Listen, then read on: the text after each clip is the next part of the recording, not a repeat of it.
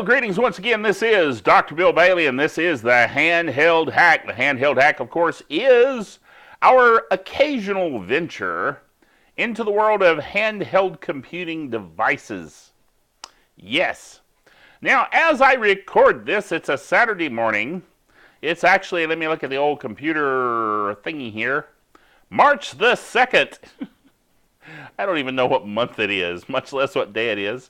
March the 2nd. Anyway, I just finished recording a drbill.tv netcast, and I was having a hard time, so I got myself some water because the air in here is so dry.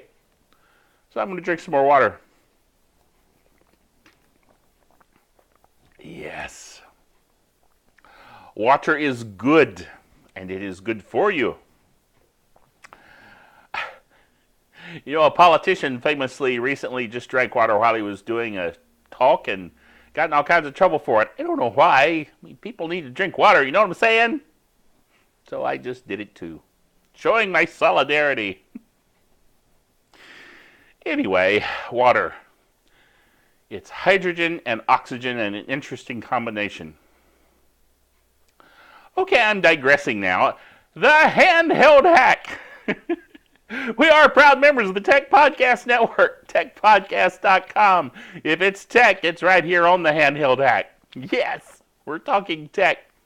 And we're talking today about Mark Shuttleworth, who is the CEO and founder and president of Canonical. Canonical? I know I have a hard time pronouncing that. They are the people behind Ubuntu Linux. And he recently was asked about tablets and handheld devices, which of course fits right in with this show, right? And he was really excited about, and is still very excited about, the future of these kinds of devices, which is why Ubuntu is now available on these devices. And it's actually getting rave reviews. Matter of fact, I was reading another article recently that said that it was better, a lot of people believed, on handheld devices than Windows 8. Now, I personally don't find that hard to imagine because, after all, Microsoft wrote Windows 8. Just saying. So there you go. And you know me and Microsoft. We're not exactly good buddies, you know what I'm saying? Alrighty then, well, let's mosey on. By the way, I have a video on the website, the Handheld Hack, handheldhack.com, for you to watch with Ubuntu for handheld devices. Check that out. You know, you need to see what they're up to. Asus is a company. I wasn't sneezing, no. Asus announces a 5-inch pad phone. Now this falls in line with this whole phablet thing that's going on. Phablet. Okay? The whole idea there is that you don't have enough room on your phone. Where is my phone? I don't have my phone handy. I never do when I want to use it for an illustration. But that's okay. Doesn't matter. I have other things that are similar in size. You know, I could have just held this and said it was a phone. It's not. It's actually an internet radio. It's pretty cool. Wi-Fi based internet radio. There's all kinds of fun things on this table, but not my phone. Oh well. Anyway. So, what was I talking about? Yes, the phablet.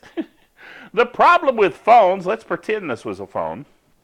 It's about the same size. Is that the size of the screen's just not big enough.